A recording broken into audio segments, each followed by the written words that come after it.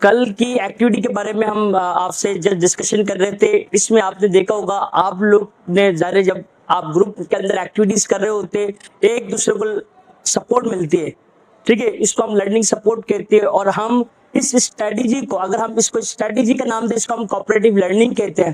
کیا کہتے ہیں؟ کوآپریٹو لرننگ، ٹھیک ہے، یا کولیبریٹو لرننگ. ٹھیک ہے، بہت ساری چیزیں ہم پیڈاگوجی کے سیکشن میں کریں گے، تو اس لیے ہم وہاں پہ بہت ساری چیزیں آپ نے دیکھی ہوگی. ہم میتھڈ کی جب بات ہوتی ہے میں اتنے ڈیٹیل میں نہیں اس لیے بتاتا ہوں کیونکہ وہ پیڈاگوجی کا میں آتا ہے. میتھڈ سے مینلی کس میں آتا ہے؟ پیڈاگوجی کے سیکشن میں آتا ہے. تو ابھی ہم جسٹ فلاسفی پڑھ لیں. لیکن ہم نے ایک چیز اور سیکھی تھی فلاسفی سے، جتنی بھی ساری چیزیں نکل کر آئی ہے سب کہاں سے آئی ہے؟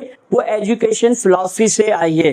ٹھیک ہے، آپ دیکھ لیں ایجوکیشن فلاسفی آپ کو پتہ ہے ایک ڈائریکشن دیتی ہے کس کو؟ ایجوکیشن کو. اور جس کی وجہ سے ایجوکیشن اپنے ایم آف آبجیکٹو ڈیزائن کرتی ہے، کریکولم ڈیزائن کرتی ہے، ٹیچنگ میتھڈ ڈیزائن کرتی ہے، پرپس بتاتی ہے کیسی ہونی چاہیے ایجوکیشن، اس کی نیچر بتاتی ہے، کیا سوسائٹی کے اندر ایجوکیشن کو کس طرح پڑھانا چاہیے، کیا کون کون سی چیزیں جو پروموٹ کرنی چاہیے. تمام آنسر کون دیتا ہے ایجوکیشن کو؟ یہ ایجوکیشنل فلاسفی دیتی ہے.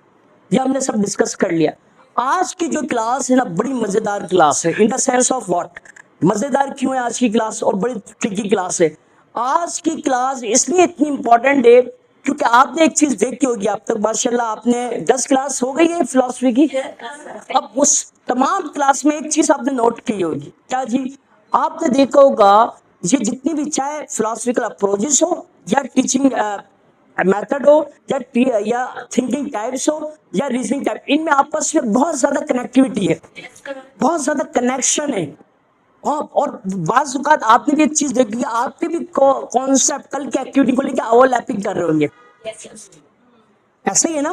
کیونکہ آپ نے بھی ایک چیز اور آبزرو کی ہوگی کہ یہ بہت ساری چیزیں سچویشن کے حساب سے، کانٹیکسٹ کے حساب سے وہ چینج ہو جاتی ہے، آنسر دوسرا نکل رہا ہوتا ہے.